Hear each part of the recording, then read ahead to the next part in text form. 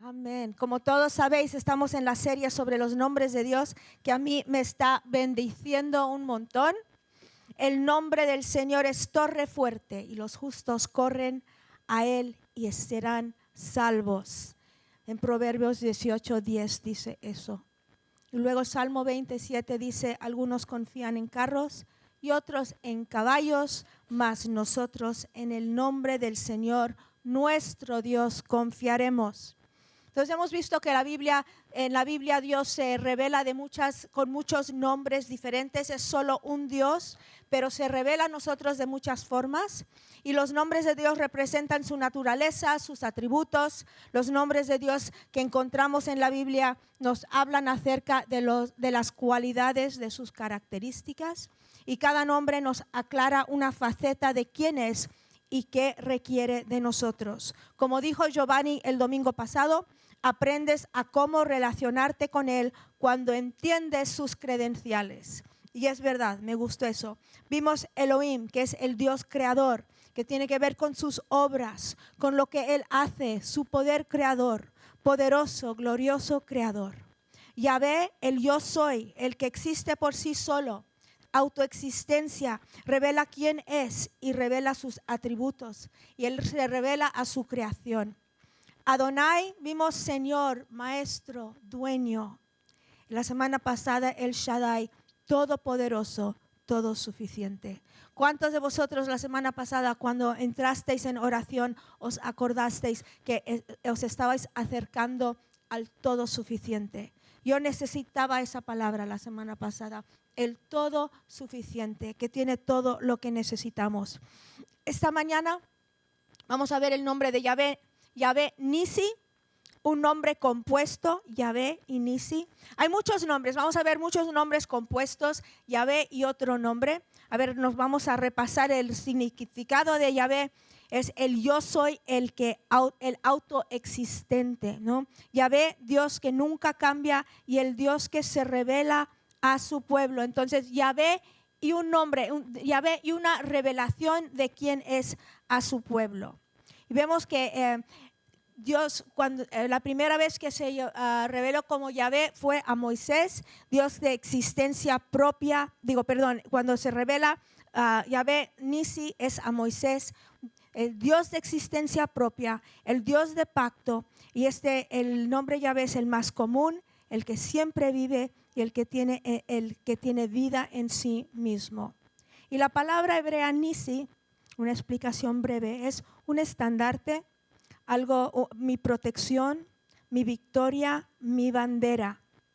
Vamos a mirar la situación que ocasionó que Yahvé se revelara por primera vez como Yahvé Nisi.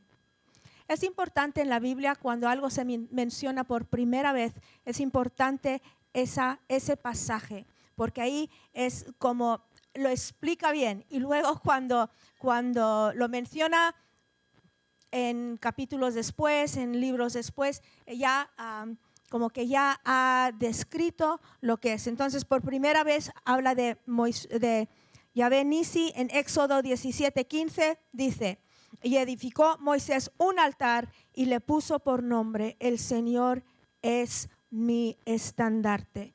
Vamos a ver el contexto de esto. Fue durante un tiempo cuando el pueblo de Israel estaba conociendo al Señor.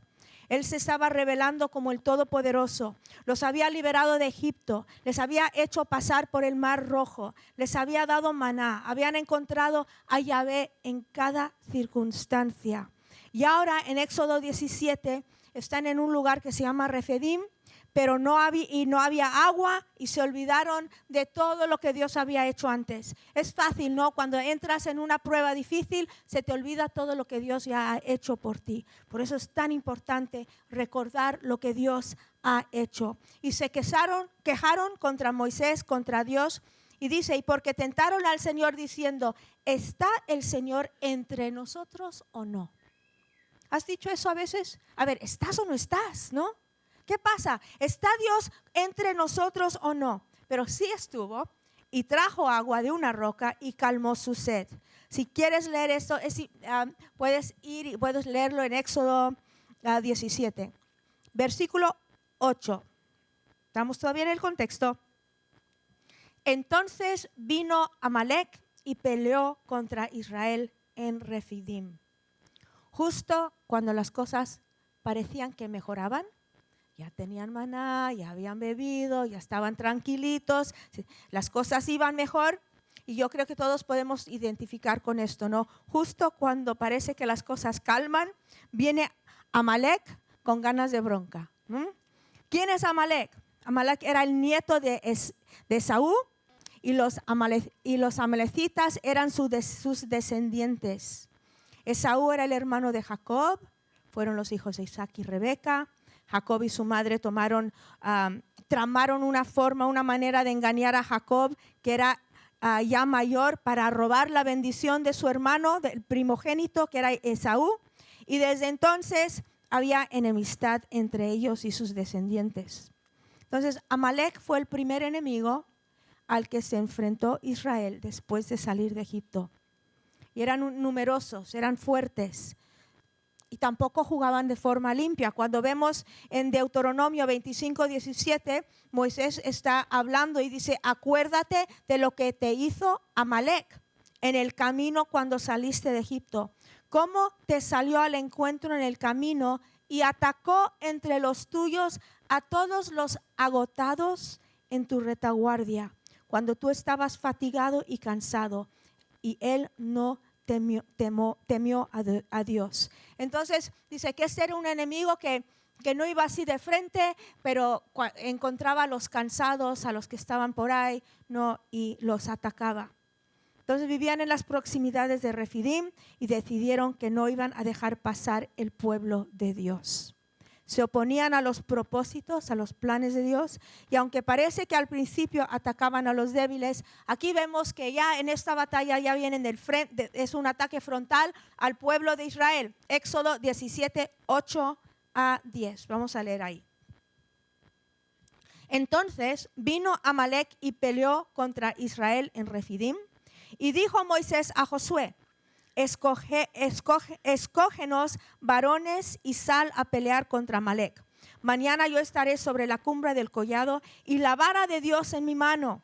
Hizo Josué como le dijo Moisés, peleando contra Amalec. Y Moisés y Aarón y Hur subieron a la cumbre del collado. Entonces, ¿qué hizo el pueblo de Israel cuando salieron a su encuentro? Cuando vino Amalec a su encuentro, ¿qué hicieron? Pues ellos no se quedaron ahí lamentándose, no, se levantaron a pelear contra sus enemigos, se levantaron en guerra contra sus adversarios. Recordar que no eran soldados todavía, estos hombres y mujeres acababan de salir de Egipto, no tenían entrenamiento en la guerra, habían sido esclavos. Esta fue la primera batalla, pero sí estaban aprendiendo a poner fe en Dios. Dice que estaba Josué cerca de Moisés. El nombre de Josué significa Yahvé es nuestra salvación. Qué hombre más perfecto de tener al lado, ¿no? del líder para montar un contraataque. Y Dios le dijo a Moisés que se pusiera en la cumbre del collado y que levantara las manos, y en sus manos tenía su vara. Versículo 10. E hizo Josué como le dijo Moisés, peleando contra Amalec, y Moisés y Aarón y Hur subieron a la cumbre del collado. Sucedía que cuando alzaba Moisés su mano, Israel prevalecía, mas cuando bajaba su mano, prevalecía Amalec. Y las manos de Moisés se cansaban, por lo que tomaron una piedra y la pusieron debajo de él, y se sentó sobre ella. Y Aarón y Hur sostenían sus manos, el uno de un lado y el otro de otro. Así hubo en sus manos firmeza hasta que se puso el sol. En sus manos estaba esa vara de Dios que había hecho tantos milagros. ¿Os acordáis? Esa vara. Y a lo mejor tú estás aquí esta mañana y esto no es una historia familiar para ti. Pues te animo, encuentra tu Biblia, abre Éxodo y lee. Porque dice en el Nuevo Testamento que todo lo que está escrito, Pablo dijo, es para que nosotros aprendiéramos. Entonces, es importante el Antiguo Testamento. A muchos no les gusta, dice, el Antiguo es mucho rollo. No, es importante. Entonces, si esto no te suena familiar, léelo y apréndelo en casa. Entonces, mientras que la presencia de Dios estaba establecida como estandarte, porque esa vara tenía mucho significado para el pueblo de Israel. Abrió el mar rojo, trajo plagas a Egipto. Entonces el pueblo de Israel sabía lo que significaba esa vara, que Dios estaba con ellos, que Dios estaba obrando a su favor. Entonces, cuando Moisés levantaba la vara, ellos recordaban lo que había hecho Dios. Era símbolo de la presencia de Dios y de su respuesta al pueblo. Mientras que la presencia de Dios era establecida como estandarte, los israelitas prevalecían en batalla. Ahora, cuando nosotros pensamos en estandarte, pues pensamos en una bandera, ¿no? Las que vemos, pues, yo qué sé, la batalla de Lepanto, no veías el estandarte en las pinturas y todo, en los cuadros. Pero podía ser en el Antiguo Testamento, no siempre era una bandera, muchas veces era un palo con algo que brillaba arriba, ¿no? Era un palo y no era simplemente, normalmente no era una bandera. Era un palo largo con algo en la punta que reflejaba cuando le daba el sol. El estandarte era un símbolo de la liberación y la salvación poderosa que traía la victoria a los hijos de Israel. Entonces, mientras que Josué estaba peleando para ganar contra el enemigo, la vara de Elohim, del creador de todas las cosas, estaba levantada en alto en las manos de Moisés. El pueblo lo veía, recordaba y tenían ganas, tenían fe y tenían fuerza para ganar la victoria. Y hubo victoria.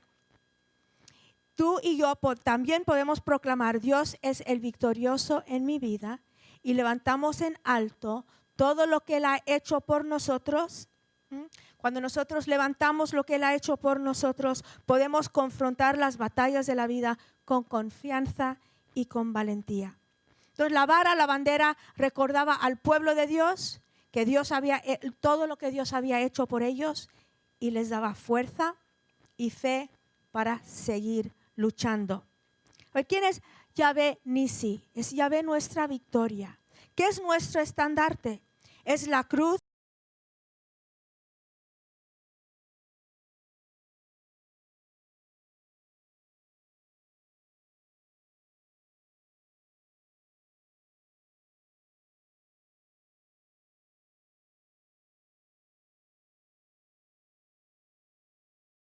Estamos en una batalla de una guerra ya ganada. La guerra ha sido ganada. Nosotros tenemos nuestras batallas, pero la victoria ya ha sido ganada. Participamos, sin embargo, en esta batalla. Los amalecitas representan las cosas que vienen en nuestra contra para derrotarnos. Algunos de los recursos que he usado dicen que representan nuestra carne, que intentan derrotarnos y parar la obra de Dios, pero puede ser cualquier cosa en el mundo. La carne, el diablo, el mundo, ¿no? Que luchan en contra de nosotros. Todos tenemos un enemigo, que es el diablo. Ahora muchas personas dicen: no me hables del diablo, no me hables del diablo. Pues si tú vienes a Amistad Cristiana, tú sabes que no hablamos mucho del diablo, ¿no? Porque es el enemigo derrotado. Pero sí está, y necesitas saber que obra, y necesitas saber que el enemigo viene para matar, robar y destruir. Cristo viene para dar vida, y vida en abundancia. Entonces es importante saber que sí tienes un enemigo. Si no, te pasas la vida, no entiendes por qué pasan ciertas cosas, y es importante saber que tienes un enemigo y su meta es destruir tu vida. Entonces tenemos un enemigo, y tenemos varios enemigos, ¿no? Pero la lucha, tenemos también la lucha con nuestra propia mente. Por 2 de Corintios 10:3 dice: pues aunque andamos en la carne, no luchamos según la carne. Dice: porque aunque somos humanos, sí somos humanos, pero no luchamos como humanos, porque nuestra batalla no es una batalla humana.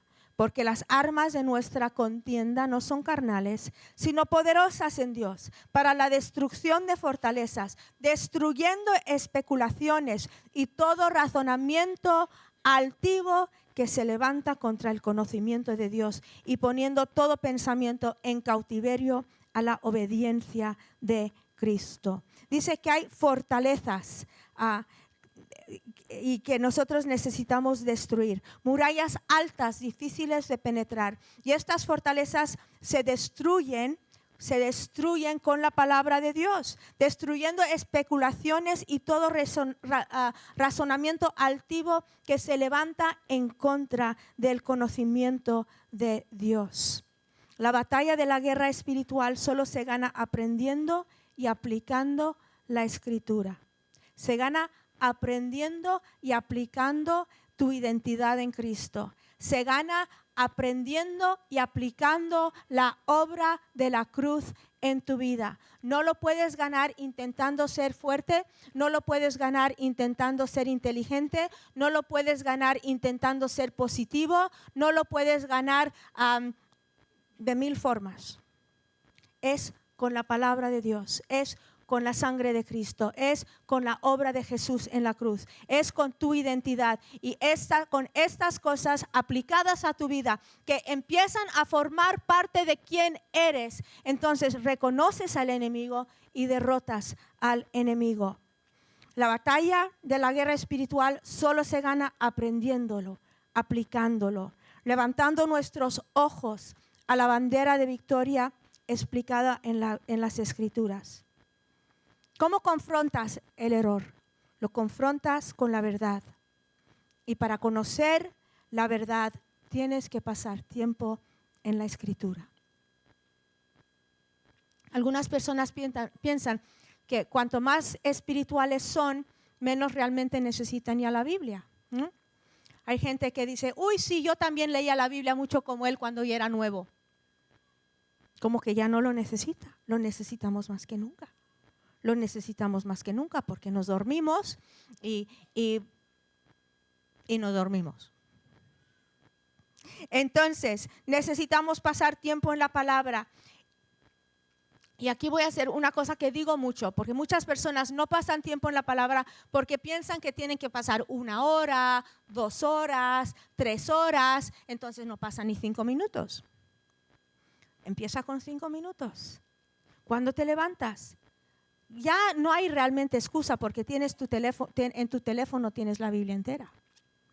Entonces, cuando estás en el metro, yo tengo varios devocionales en mi teléfono, de iPad, podcast, los miro o lo que sea y me alimento. En los momentos, 5 minutos aquí, 10 minutos ahí. Y claro, es bueno cuando tú tienes ese tiempo de sentarte, abrir la Biblia, coger tu cuaderno, un libro y pasar tiempo. Pero si no tienes, que no sea excusa para no hacer nada. Con eso termino esa pequeña predicación gratis. La palabra es una de las armas más potentes en la guerra espiritual. A ver, puedes decir y que la oración, la alabanza, claro que también, obvio, pero para orar conforme la voluntad de Dios, tienes que saber lo que está escrito en la palabra. Tienes que saber lo que Dios quiere y tienes que saber sus deseos. La única forma de confrontar engaño en tu propia vida es cuando tu identidad en Cristo, cuando tú tienes tu identidad en Cristo, cuando confrontas el pecado y el temor con la verdad de la victoria de Cristo, así y solo así empiezas a crecer y empiezas a luchar. Entonces tenemos esa batalla en nuestras mentes que podemos ganar con la palabra de Dios. También tenemos una batalla espiritual contra el enemigo. Efesios 6:10 dice, por lo demás fortaleceos en el Señor y en el poder de su fuerza. Vestíos de toda la armadura de Dios para que podáis hacer frente. No ir corriendo, no llorar, no esconderte debajo de la almohada, no intentar ignorarlo, para poder hacer frente a las intrigas del diablo. Porque nuestra lucha no es contra sangre ni carne, sino contra principados, contra autoridades, contra los gobernantes de estas tinieblas, contra espíritus de maldad en los lugares celestiales. Por esta causa, tomad toda la armadura de Dios para que podáis resistir en el día malo y después de haber logrado todo, quedar firmes. Pasa la batalla y ¿dónde estás tú? Firme. Pasa lo que ha pasado y ¿dónde estás? Firme. Porque has podido resistir en el día malo, porque sabes que Dios es tu fortaleza y porque te has vestido de la armadura de Dios. Dice, fortaleceos en el Señor y en el poder ¿de quién? De su fuerza. Menos mal que no es tu fuerza.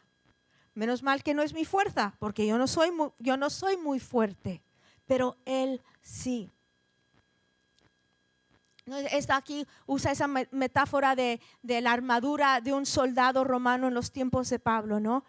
Y seguramente Pablo pues había visto mucho de estos, pero no es nuestra propia armadura de listos, ni santos, ni supersantos, ni supersantotes, ¿no? De estudiados, ni de inteligencia, no es nuestra propia fuerza. Es la armadura de Dios que nosotros ponemos, lo que Él ha enseñado, lo que Él ha hecho. Y cuando nosotros nos ponemos esa armadura de Dios, entonces estamos firmes, entonces podemos enfrentar los ataques del enemigo. Y dice, por esta causa, porque no luchamos contra humanos, tomamos la armadura de Dios cada día. Cada día. ¿Sabes que la vida cristiana es cada día? Yo pensaba que ya a estas alturas yo estaría en piloto automático.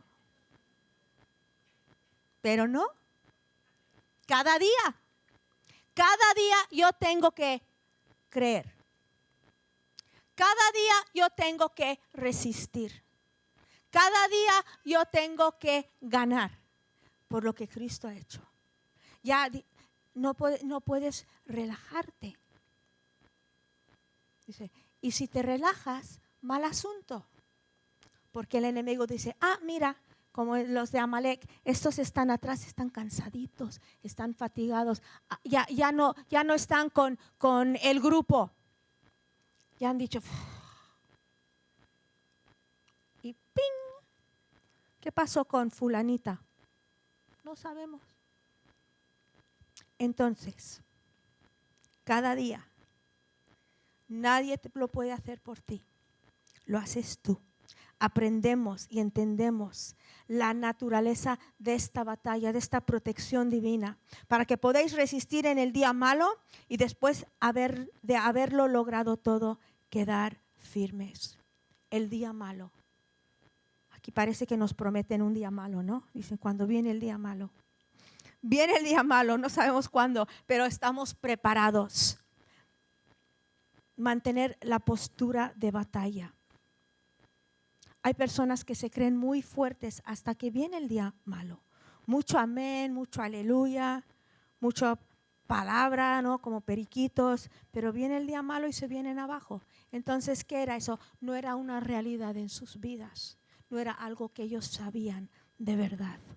Yo me acuerdo, estaba yo viendo un reportaje y no me acuerdo los detalles como normalmente, pero era un reportaje, ¿vale? Y había ocurrido, era un desastre natural, ¿no? Y no me acuerdo lo que era, ¿vale? Pero era algo grande, ¿vale? Y estaban entrevistando a los bomberos que habían hecho un trabajo estupendo. Y le dijeron, pero ¿cómo? ¿Nunca te habías enfrentado a algo así? El bombero dijo, no, esto es, nunca hemos visto algo así, esto es fuera de nuestra experiencia. Y dijo, entonces, ¿cómo sabías qué hacer? Habíamos entrenado. Habíamos entrenado por si pasase. Igual en nuestra vida cristiana nos entrenamos todos los días. Y cuando viene, ¿estás listo? Para que podáis resistir en el día malo y después de haberlo logrado, quedar firmes. Los vencedores conocen su armadura y mantienen sus ojos en Yahvé y en su bandera de victoria. Otra cosa que derrotan el pecado intenta derrotarnos. ¿Por qué caemos en pecado? Porque queremos la satisfacción inmediata que pensamos que nos va a dar. Y caes otra vez cuando estás cansado o cuando estás agotado, cuando estás ya en la retaguardia, cuando tú estabas y has dejado de hacer las cosas que antes hacías, ¿no? Porque decía que los amalecitas iban por los cansados y los que estaban en la cola, los que estaban solos. ¿Sabes que no tienes que vivir una vida derrotada por el pecado?